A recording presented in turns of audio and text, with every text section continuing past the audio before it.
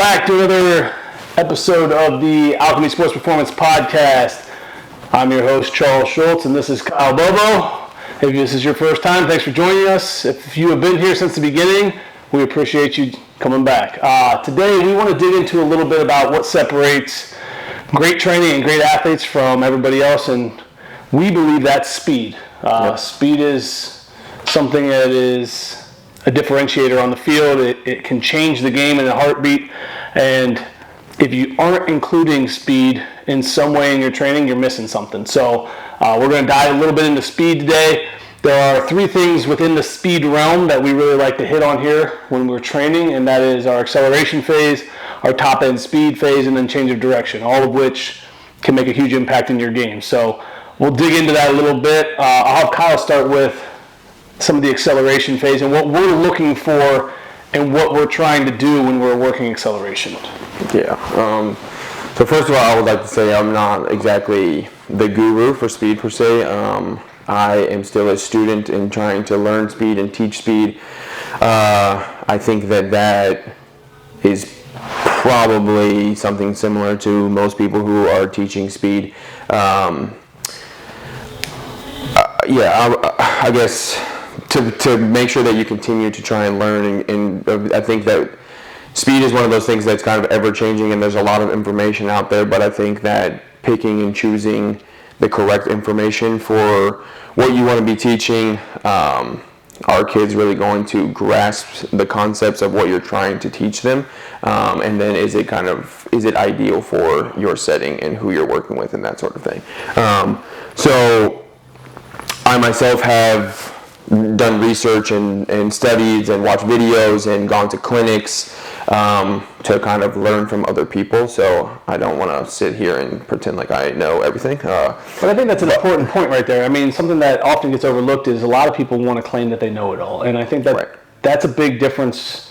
If you're looking for a coach and they claim to know all the answers, they probably aren't the right people, because we'll admit right away that, hey, I don't know that, let me go find out. Yes, I think that in itself too is another piece of it. If you don't know something, trying to figure out that information, are you still constantly trying to learn things? I think is important for me, at least, and how I feel like I approach training and teaching and that sort of thing.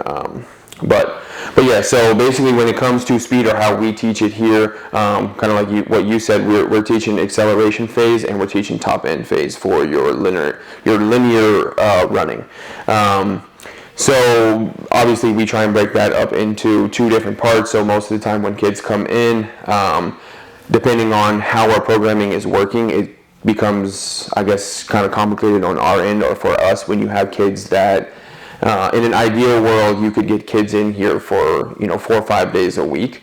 So then that way you could break your speed training into 2 separate days. So you could have a true acceleration day, you could have a true top end speed day. But we don't always get that. So I guess what we like to do is kind of implement both pieces into our speed sessions. So we'll usually start out by doing some prepping and some priming movements that are getting us ready for the speed day. We'll start out with some acceleration stuff, and then we'll start out with some cueing, we'll start out with some acceleration stuff, and then we'll move into some cueing and some drilling for more patterning for top end speed. And then obviously we try and put everything together, and that's where more so like our resisted sprints or resisted accelerations come in, flying 10s, 20s, that sort of stuff. Once we kind of put everything together each and every time that the kids come in for our speed day, then we have them actually implement and use those tools for the end of their speed session. Yeah, and so one of the big things that we're trying to do is teach them the phases of the sprint cycle. We want to understand how we can take off quick, how we can get that burst, because that initial first step can make or break you. If you're in let's say a soccer game, trying to get to the ball, that first step makes all the difference. Right. Now, eventually, obviously, you're going to get to top end speed, and you need that too, but a lot of programs, you're either doing conditioning running, like we talked about in one of the previous episodes, where you're just basically wearing yourself out for not actually gaining speed, and you're not focusing on anything specific. Right. What's one of the main things that you look for when working acceleration? So kind of like you said, kind of your first initial get off, right? But we want to make sure that So acceleration is about force, more or less, right? You're trying to create force against the ground, right? So we're looking for, obviously posture is a big thing. Forward lean is something that we try to teach a lot, that a lot of kids don't fully understand. So that in itself is kind of trying to teach the kids that feel. I talk a lot about shin angles and different stuff like that like so much so that the kids start to get annoyed by it or start to make fun of you for constantly talking about shin angle. But essentially when it comes to acceleration, we are trying to create force against the floor, moving in that direction. And obviously your acceleration can make or break what happens down the line into your run. So if you are super, super slow on your first initial acceleration, you're going to be slow into your top end speed, or you're going to get beat in certain situations because too much energy leak, not enough force being created, not enough push off of the ground essentially, and different things like that can happen to the kids when they're trying to take off and run essentially. So when you get them in here in a kind of fixed environment to set certain things up and teach them that, then those are kind of the things that we try and break down, teach them those things, doing different kneeling starts, doing sled pulls, sled pushes that kind of force you into those positions. So then the kids kind of grasp that and understand that, because I think that a lot of times they can't picture themselves, or they can't see themselves in how they actually are setting up, or how they're looking, or how they're pushing off the floor. So we're trying to kind of do some drilling and some patterning that kind of helps them get into those positions before their body and mind connect to what's exactly happening in those situations. Right. So like Kyle said, there's the key word that he kept saying is force into the ground, and I think that's an important piece that we really want to hammer home, is that punch, that initial force into the ground. Something that I think we'll do going forward, because I'm sure a lot of you who are hearing this and trying to think and visualize what we're saying, is we're going to do an actual episode where we're down on the turf and you can see some of these things that we're talking about. Because one of the things with speed is, like he just mentioned, the athletes can't picture it, and I'm sure if you're not familiar with speed and you're hearing the terms, some of it may be going like in one ear and out the other, and that's fine. But one of the things that you want to take away from this when it comes to the acceleration part is that force. We want that force to feel like it's almost coming backwards to get us to go forward. And that's one of the things that we're really focusing on, is that initial punch back into the ground to project ourselves down the turf. Because a lot of kids, they stand straight up and down and then they're dragging themselves instead of punching the floor. There's no explosive drive to get them to move. And so that's one of the big focal points. And again, that's coming down the shin angle, that's coming down to that punch, that's coming down to that drive and that force into the ground. But from a visual perspective, look for that kid to almost look like they're punching the floor to move versus dragging themselves and pulling down the floor. Yeah, I like to say like a plane taking off on the runway, right? So I think because like that, I guess picking and choosing your cueing and your terminology for what you're giving to the kids can kind of make or break if they're understanding what you're saying or not. Because I think that for us sometimes it's like, okay, this is pretty easy as far as what I'm telling you, or like you're not I shouldn't say easy, but we're not using a lot of words, you know what I'm saying? Like this is like it's precise on it's basic terminology. Yeah, it's precise and it's like pretty much straight to the point, but still sometimes like what we understand the kids don't understand either.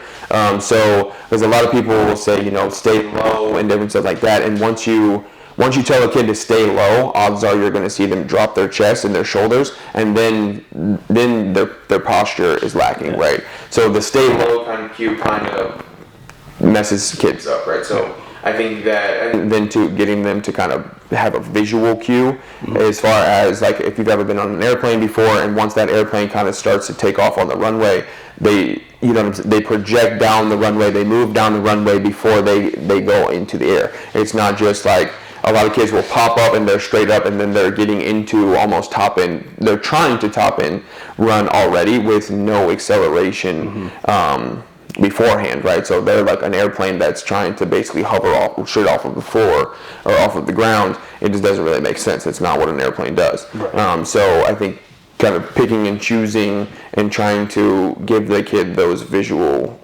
cues is helpful as well. Yeah, and if you're a coach and you have a team, like Kyle was saying, there is I think that what we've tried to do is have the same terminology. We've tried to use the same cues, the same words, so that way, even if our cues are different than another coach down the street, our cues are the same for our kids. So no matter who's working with the kid, they're getting a similar sounding word and a similar sounding way of teaching that becomes consistent across the board. Now, I may notice something different than you, which is great because now we're focused on different things, but the terminologies we're using for those noticed things are the same. And so if you have a staff and you're working with a team, make sure you spend time talking about what types of cues, what types of things you're looking for, what are your focal points when it comes to the speed, because there are a lot of things that you can see and notice, and if you're looking all over the place and you're all saying different things, it becomes overwhelming, and you can't be fast if you're thinking slow.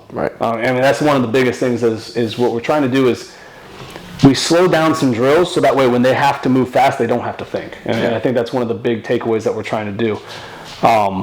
What I want to do is I want to transition into the change of direction because we talked about force production when it comes to acceleration, but I think a lot of times people look at these like flashy ladder drills and these head bobs and this crazy quick feet stuff and this pitter patter, and that's not change of direction. You're not getting anywhere. And so one of the things that's common between acceleration and change of direction is that force into the ground.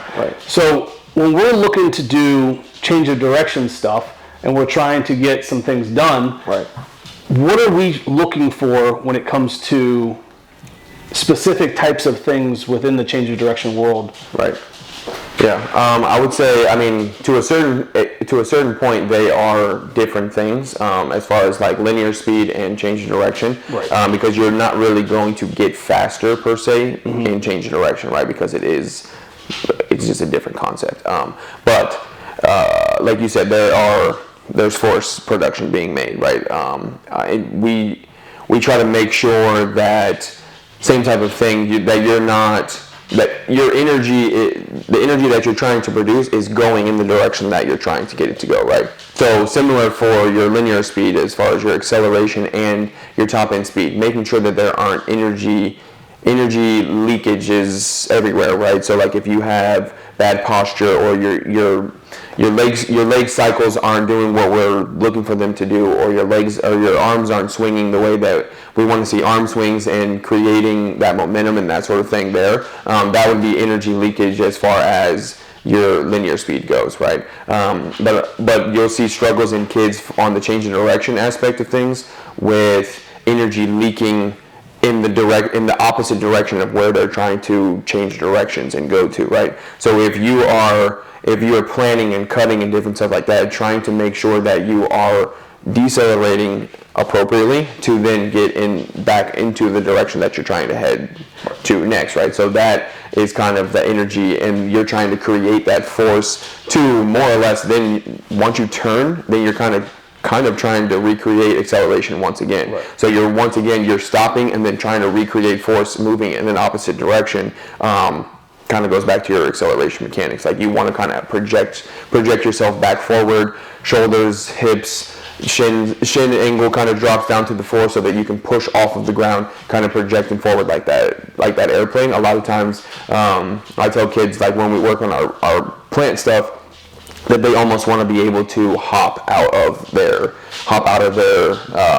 plant or their cut, So then that way, it seems kind of silly, but also too, like, think about the fact that this is once again one of those, like, this is a setting where you're drilling and it's a closed type of setting. You know what I'm saying? Like, obviously, if you go out onto the game of play, you're not going to like cut and be jumping around the field and different stuff like that. But if you can decelerate, sit your hips down, load those hips to be able to push out of a plant, and if you can do that and hop out of that, then odds are you are decelerating and planning in the appropriate way. So that way you're getting enough push and enough force to project yourself forward. So that hop is kind of that explosive power projection in the direction that you're trying to go to. So that tells you and yourself that, okay, I'm sitting down correctly, I'm loading the hips correctly, my energy isn't leaking out past where I'm trying to go as I'm pushing back, and all of my energy is going towards where I'm trying to get to.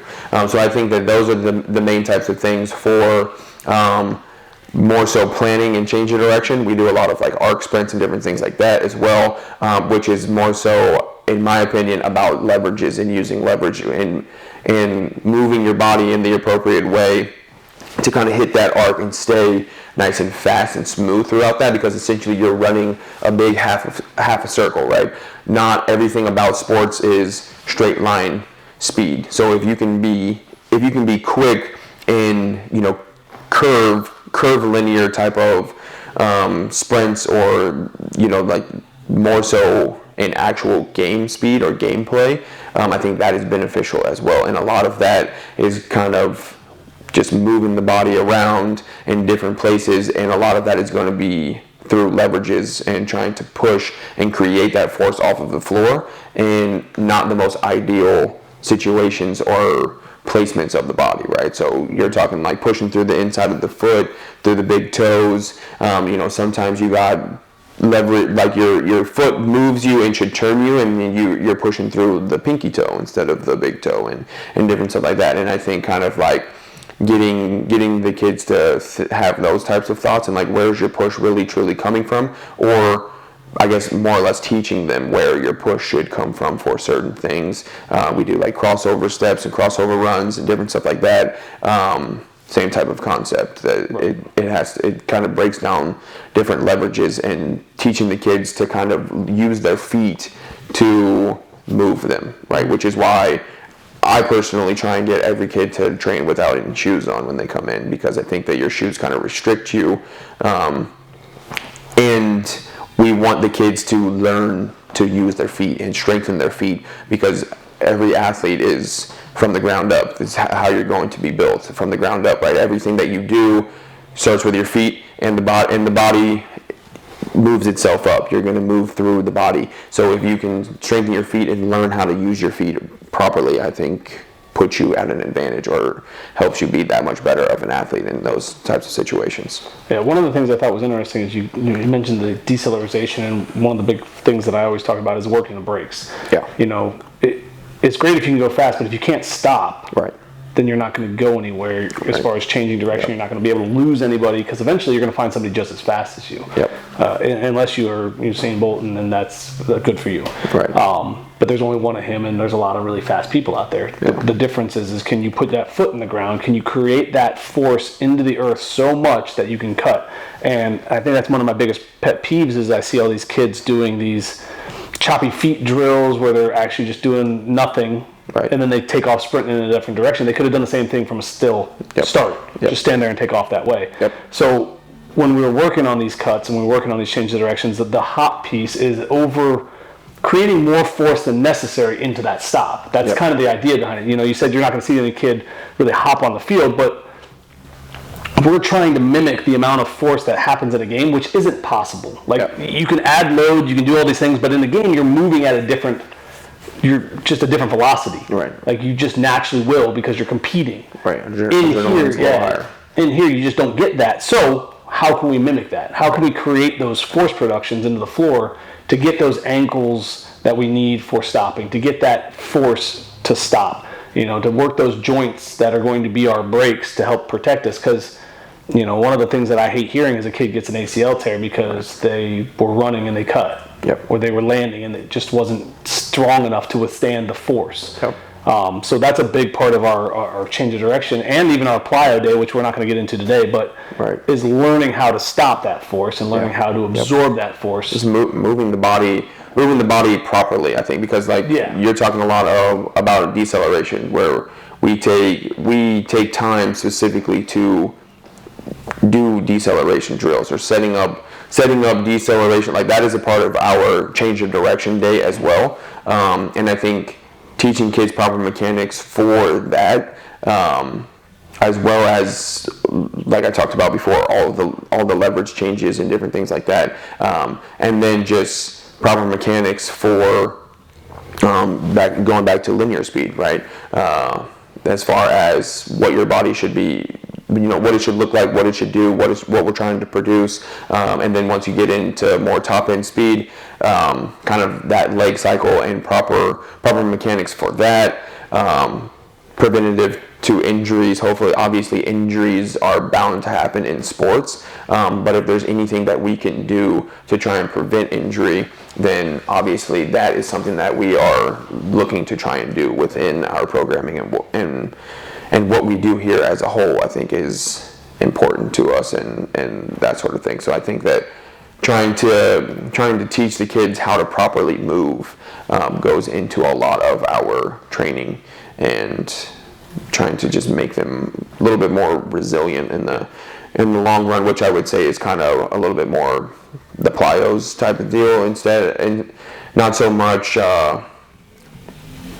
linear speed so much, I think. But I think that some of the plyos that we do kind of are geared towards making the linear speed a little bit better and a lot of that stuff. And that, I think that's just teaching kids proper hip mechanics, how to load the hip, that sort of stuff, which we kind of see kids having problems with, or younger kids having weaker hips, and trying to get them to understand how to use your hips a lot is... We all do this all day. Right.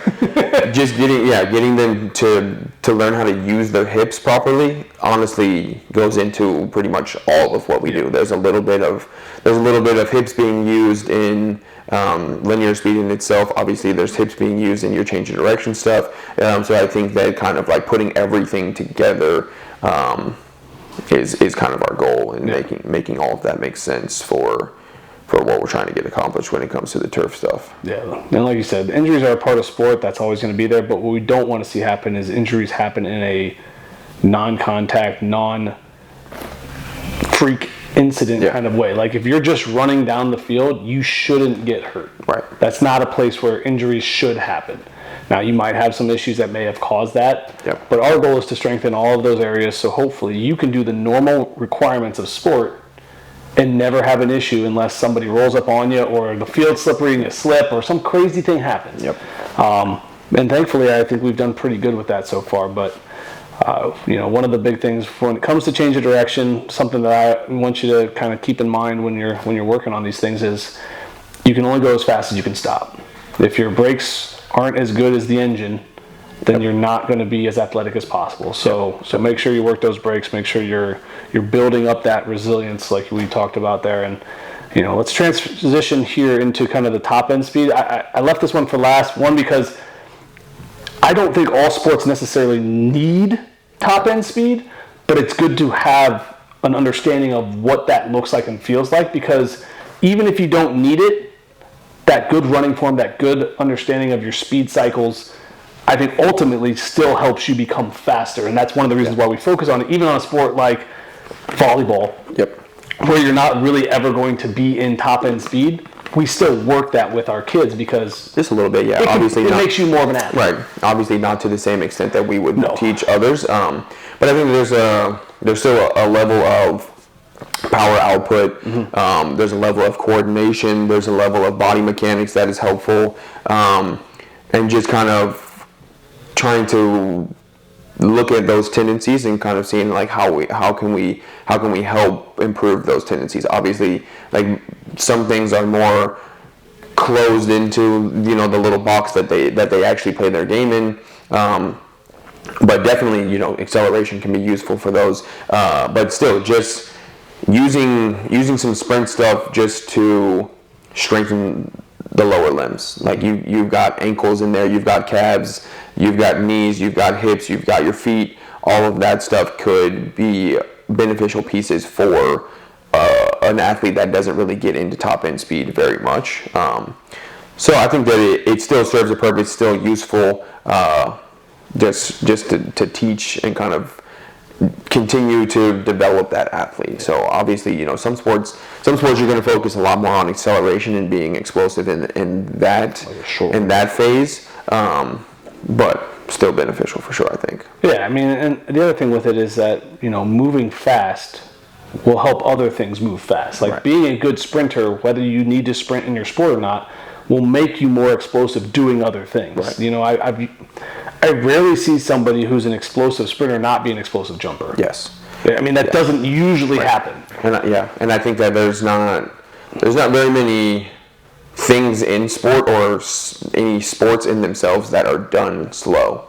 Right. So doing things slow, how does that translate to the sport that you're about to play, right? Yeah. So, and obviously speed is one of those things, like you're trying to run as fast as you can, right? So it's teaching the body to move fast and be fast or get faster, I think is beneficial for any sport, because any sport that you're trying to perform is going to be done fast. Yeah. It needs to be done quick. Everything about it needs to be fast. So I think that is beneficial in itself for sure. Right. So what's something you would have someone listening today look for when they're working on the top end speed? I know I said we'll get into some of the details and we'll show some drills and do some things like that, but yeah. For a quick takeaway today, when we're working on a top end speed, what's some of the stuff that we're looking to see happen? Yeah, so I mean, a lot of the things that we focus on, once again, is kind of the posture pieces, right? Mm-hmm. So we want to, so I guess the way that I have learned or been taught is basically you want to slightly lean. You kind of want to lead with the chest, right? So obviously you're coming from that leaning position in acceleration, but your lean and acceleration is a lot more drastic than what we're looking for in the top end speed, right? So as you kind of start to creep up, you still get to that point of where, like, I still have that little bit of a lean. I'm not completely standing up. I don't want my chest being back behind my hips, right? So I'm looking for the chest to be slightly in front of the hips. So I've also learned, or a teaching point for the kids to tell them is kind of like, I have a rope or a bungee or something like that I'm going to tie around your body, right underneath your armpits. And if I was standing down the turf or in front of you, pulling you down by your chest, obviously your chest is going to pull forward, right? So that's kind of the visual cue that we try and give them as far as upper body posture. With the lower half, we're obviously looking for that tuck a little bit backside, tuck and raise. So we don't want to see kids essentially butt kicking and being completely backside on their sprints, but we're not looking for high knees either, right? So kind of finding that happy medium on both.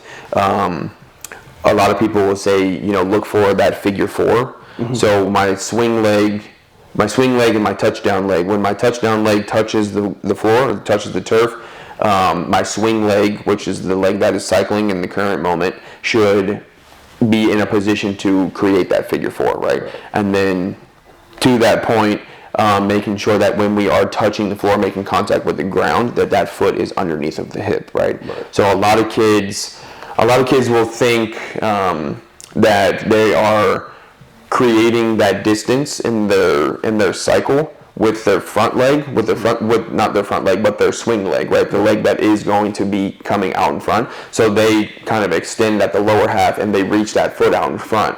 I don't think that is proper way. So we're trying to, once again, even once you get into top end, you're still trying to get that push off of the ground, right? So every time that I touch the floor and my swing leg now is becoming that down leg or that back leg, that is the leg that's pushing me forward, right? So every time we're staying constant and consistent with the patterning of the cycle, so that we're not trying to reach out in front with the swinging leg, and then we're going to touch that foot down in front of the hip, and then we would have to roll over top of that foot to get that leg back into the cycle, right? So that's going to make our ground contact time really slow.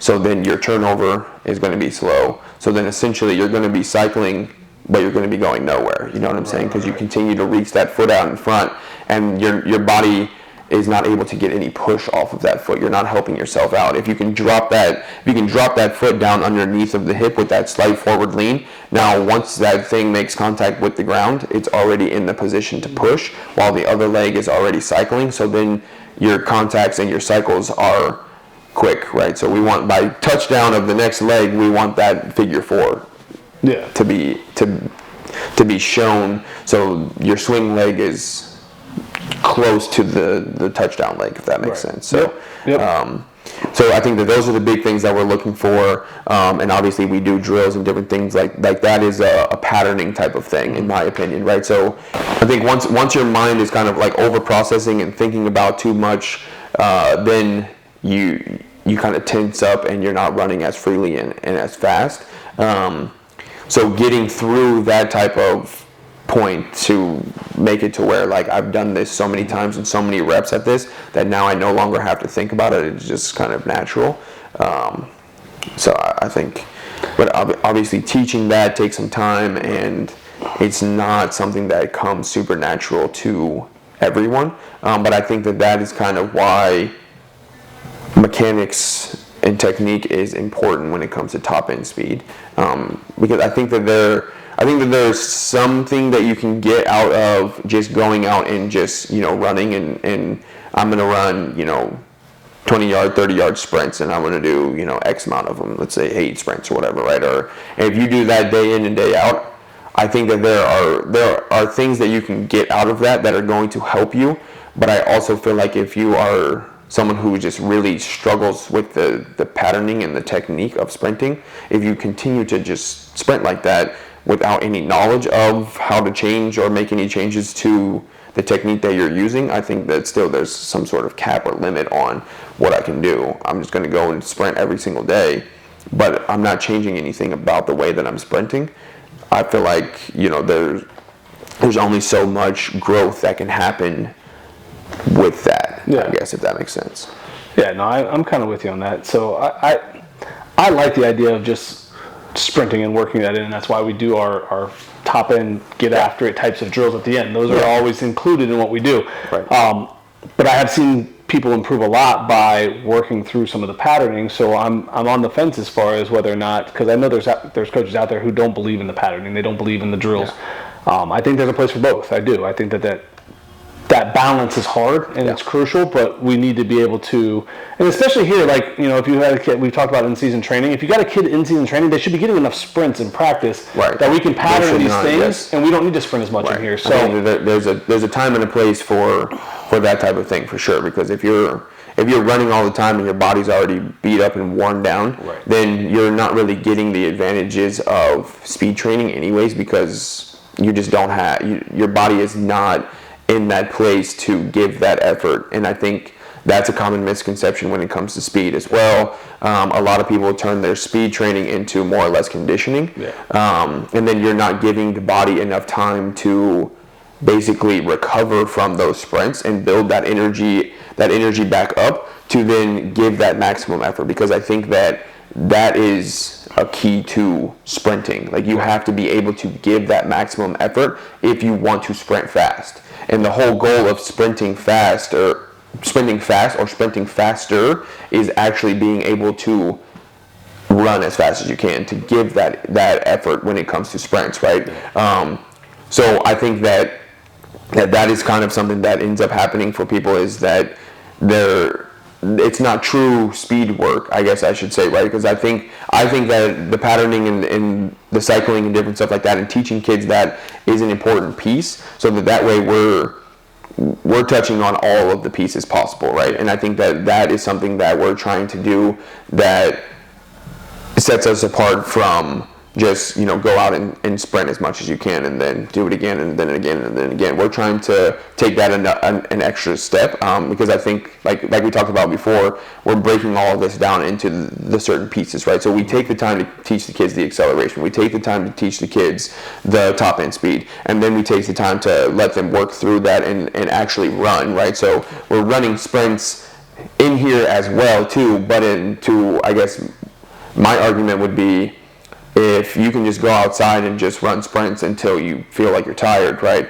then what would be the significance, or what are we teaching you on top of that to provide the most value that we possibly can, right? So I wanted to make sure that I'm hitting everything when it comes to the speed stuff, and just in general, when the kids come in here, that we want to be able to provide more value than let's just go outside and run until we feel like we ran faster or we got better or whatever, right?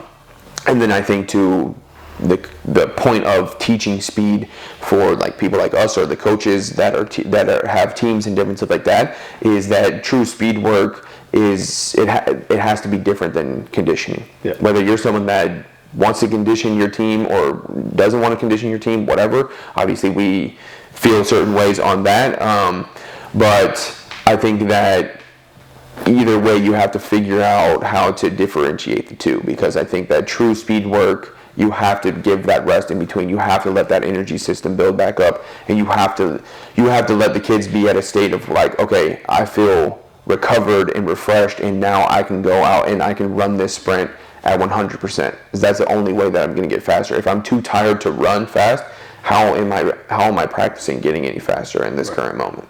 So I think that's kind of like the important pieces for me, I guess, when it comes to sprinting, is that I can kind of see, you know, how I'm just trying to make sure that we cover all the bases, I guess, on what we're doing here. For sure.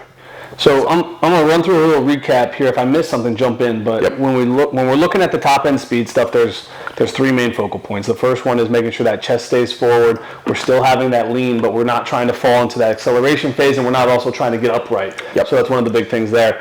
From there, we're looking at that figure four, and that figure four is from the side. So if they're recording it, they're looking at the side. They're trying to see that cycle happen as the foot strikes, and then that foot striking underneath is important because, like you said, we don't want them extending here because that's where hamstring injuries happen. That's where we're pulling ourselves instead of using the hip and the glute and being able to cycle through quickly. We have that phase of contact where we're in the heel and we're dragging ourselves to our next cycle, and it's just slowing us down. We're not actually getting any faster. Definitely when it comes to the top end, not looking for any heels hitting the floor, right? I will say, you know, that in an ideal situation, the leg cycles all the way through. There's going to be some extension in that leg, obviously, or else you would basically touch down on the ground in like a complete squatted position. But we're trying to continue that cycle through that, so that the extension is coming on the way down instead of coming through and extending out. So that it's just going to slow you down on the leg cycle for sure. There can be some hamstring issues there a little bit. You know, you just got to think about the stretching and the pulling of the hamstring. That can also kind of come from the positioning of where your hips are kind of coming from and where your back leg is in relation to the swing leg. So that's why we're kind of like timing pieces. You're trying to touch down and get that swing leg a little bit closer to the touchdown leg, so that there isn't so much pull, right? So when you see kids kind of like kicking backside, and if they're touching down in front of the hip here with this leg, and their back leg is still far apart from the touchdown leg that's hitting the floor at that current moment, then you're stretching through the hamstring there just because the timing and the cycles are just a little off. So I think that the timing piece obviously has some significance and importance there, which, you know, we could talk about. We can show that in the videos, and we can kind of go through some of that.